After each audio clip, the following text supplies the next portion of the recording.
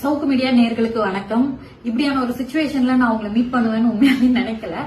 But த்ரில்லிங்கா இருக்கு. Next minute என்ன நடக்க போகுது அப்படின்னு சொல்லிட்டு சார் அரெஸ்ட் பண்ண வந்திருக்காங்க போலீஸ். அதே எஃப்ஐஆர்ல பாத்தீங்கன்னா என் பேர் இருக்கு, பிளஸ் 4 அதர்ஸ் அப்படின்னு ஆட் பண்ணி இருக்காங்க. மொத்தம் 20 எஃப்ஐஆர் பெண்டிங்ல இருக்கு அப்படின்றதுனால கிட்டத்தட்ட 3-4 மாசம் வெளியே வர முடியாது. அதனாலதான் இன்னைக்கு சனிக்கிழமை ஹைகோர்ட் லீவா இருக்க நாள்ல பார்த்து கைது பண்ண வந்திருக்காங்க. ஜனநாயகத்துக்காக தான் நின்றுருக்கோம், படிச்சதே ஜேர்னலிசம் தான் அப்படிங்கிற அடிப்படையில வாய்ஸ்லெஸ் பீப்புளுக்காக நிக்கணும் அப்படின்னு ஒரு டைம்ல முடிவெடுத்தேன். அதுக்கான பின் விளைவுகள் தான் இது. அதை எதிர்கொள்ள தயாரா தான் நான் இருக்கேன். இது ஆக்சுவலி போலீஸ் வந்திருக்காங்க, ஆனாலும் லாயர்ஸ் வர வரைக்கும் போய் பேச வேணாம் அப்படின்னு சொல்லி இருக்காங்க.